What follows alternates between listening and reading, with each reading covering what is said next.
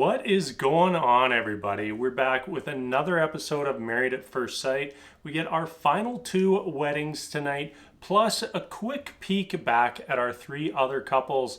But as always, we'll just like to go through couple by couple. Really, we're only going to talk about Paige and Chris, Haley and Jacob tonight because those were the couples who took up the majority of the episode. And you're going to be shocked to hear this.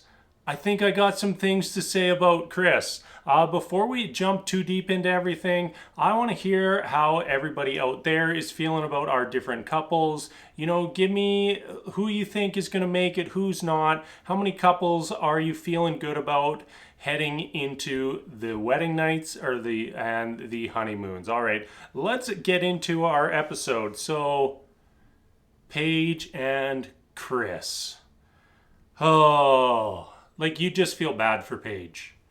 And like you have to feel just terrible for Paige. You know, especially now that we've watched the episode, we've seen the preview, and it looks like Chris is going to be the villain of the season.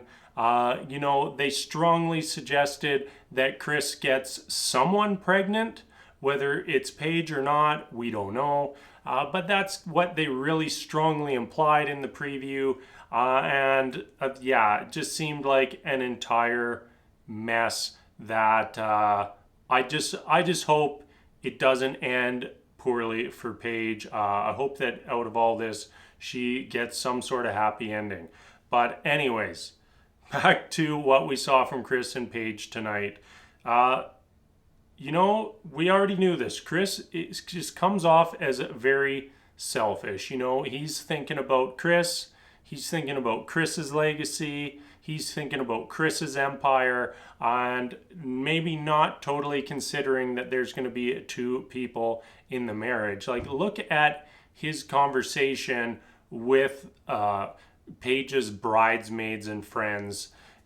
It was kind of just a gross conversation. Basically, straight up telling them that he doesn't think that she's attractive. Was bizarre. Like, just sitting there thinking, like, is this guy clueless?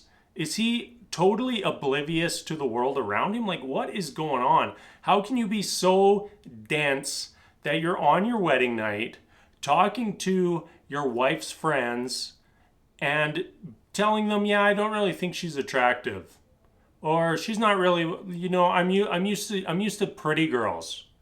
Like, what? Like, come on, think about what you're saying. Like, just, if that's a negative thing, just don't talk about it.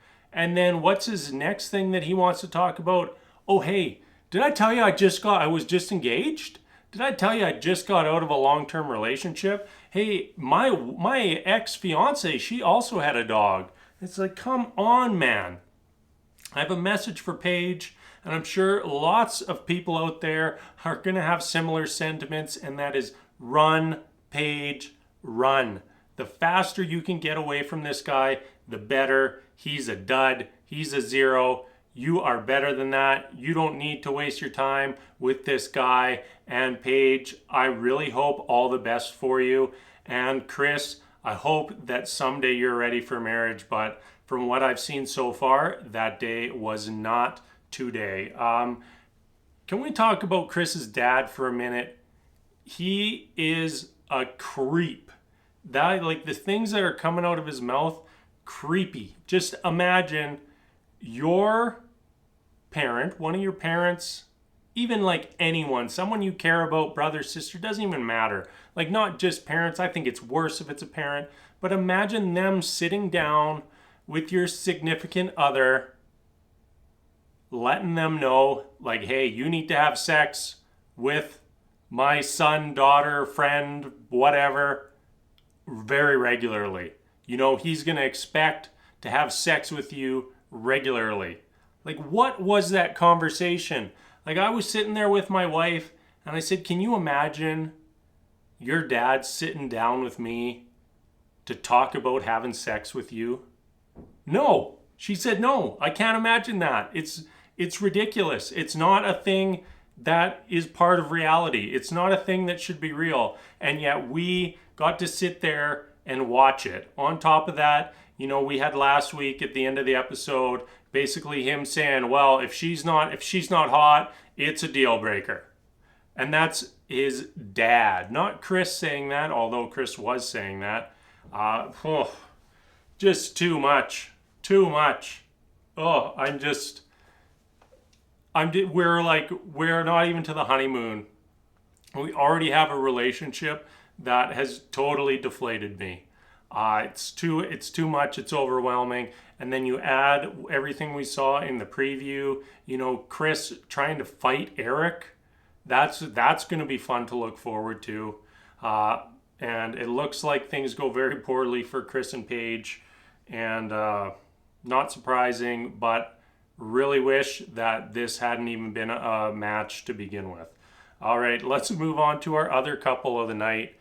Maybe we can get back a little bit of positivity, and that's Haley and Jacob. Overall, I'm still on the fence about this couple. I don't think they're a fantastic match, but individually, I think I'm starting to like Jacob and like Haley, so that is a good sign, a good direction. One thing that really stood out to me from really mainly their after party is we had that one sequence where Haley was talking to all of Jacob's people, Jacob was talking to all of Haley's people, and every conversation Haley's like, yeah, I like to go here, travel here, I just can't stay in one place, gotta have Thanksgiving in Scandinavia, I gotta go to Christmas in Australia. And Jacob's just like, so I got this house, it's kind of 70s, I got this pool, I got this beach, I got the hot tub, it's the best place ever and I don't want to go anywhere else besides this house I have. So very two polar opposites in that regard. Don't know how that's going to work out. I couldn't quite tell if Jacob had traveled or not. You know, he said he just recently got his passport and that he's been to San Juan. But then another conversation, he said he hadn't been to Europe very often. So I don't know if that was just what he said in a conversation or if he has or hasn't. But we're going to find out if that is going to be an issue for them or not. Oh, in the grand scheme of things, I don't think it is a deal breaker or shouldn't be a deal breaker for either of them. But, you know, could be a sticking point for the couple depending on how important that is to both Haley and Jacob. Their initial wedding, so awkward. Super, super awkward. I thought they got a little bit better together as the night progressed. Definitely Jacob has a quirky sort of sense of humor, and I think the more time Haley and Jacob spent together, the more she started to appreciate him and his humor, and they really seemed like they had moments where they were really getting along well. I'm not ready to say like I love this couple, they're gonna make it all the way. I'm not there yet. You know, 10-year age difference. They kind of seem like maybe they're at different places in their lives, but that could be something that they can work around and overcome to be a successful couple. Yeah, so definitely some positives between them. I would say Haley is on the tentative side. The sexual attraction, I think maybe it's more one way than the other at this point. But maybe Haley gets there, who knows. Out of all our couples, I'm going to predict that they will be our last couple to have sex with each other. And I think that they're still going to have sex fairly early in the relationship.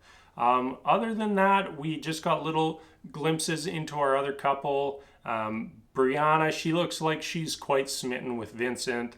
That's definitely the couple I'm most positive about right now. Eric and Virginia, they at least seem happy. I like that Virginia, even though she was, I think, quite drunk during the wedding and the wedding ceremony, is like a very happy, positive person. I think that's going to be very good for Eric, but, you know, are there other differences? I still don't know if they're going to be able to overcome them, and I'm still a little negative on that couple over.